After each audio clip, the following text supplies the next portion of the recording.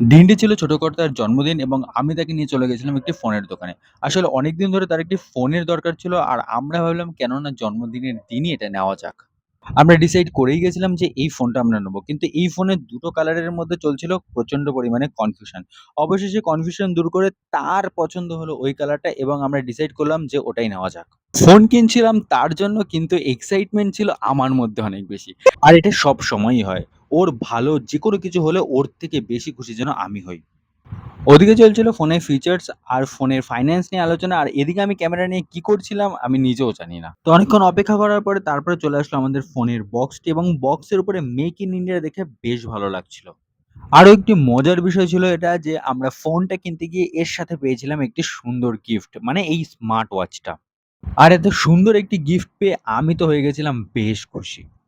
আর এখানেও আমাকে চুজ করতে হয়েছিল দুটো ঘড়ির মধ্যে যেকোনো একটি ঘড়ি। আর অবশেষে চলে আসলো সেই মোমেন্টটা যে মোমেন্টের জন্য এতটা অপেক্ষা করা। বক্স আনবক্সিং এর জন্য। আর সেই দায়িত্বটা ছুরি হাতে নিয়ে নিল ছোট কর্তা নিজেই। নতুন ফোনটি হাতে পেয়ে এবং সেটা আনবক্সিং করতে তার মনে যে খুশিটা ছিল না, সেই খুশিটা প্রকাশ পেয়েছিল তার এই লম্বা চওড়া স্মাইলটাতে।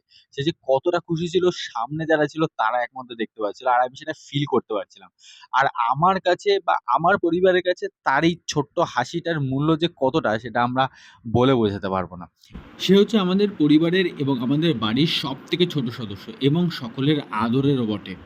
কিন্তু সবথেকে ছোট সদস্য হলেও তার দায়িত্ববোধ এবং কর্তব্যবোধ অনেক বড়দেরকেও হার মানায়। আর তার কোনো খুশির কারণ আসলে তার থেকে অনেক বেশি খুশি যেন আমরা হই তাকে দেখে।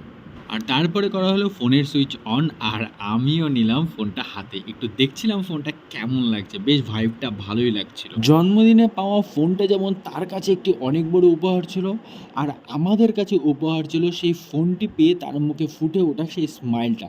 বলতে পারো তার উপহারের থেকে আমাদের উপহারের মূল্যটা ছিল অনেক, অনেক, অনেক বেশি। অবশেষে ফোন-টোন কিনে বিলিং করে আমরা বেরিয়ে পড়লাম ফোনের দোকান থেকে।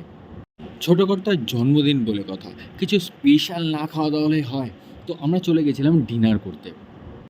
যেহেতু জন্মদিনটা তার তাই মেনুটাকে ডিসাইড করতে দেওয়া হলো তাকেই। খাবার অর্ডার করতে দেওয়ার পরে আমরা করছিলাম কিছুক্ষণ গল্প এবং তারই মধ্যে চলে আসলো আমাদের খাবার। সব মিলিয়ে ছোট কর্তার জন্মদিনটা কাটলো বেশ দারুণ। তো আজকের মতন ভ্লগটা এই পর্যন্তই। তোমাদের সাথে দেখা হচ্ছে পরবর্তী ভ্লগে। আর এই ভ্লগটা কেমন লাগলো তোমরা জানাতে একদম ভুলো না। তো চলো টাটা বাই বাই।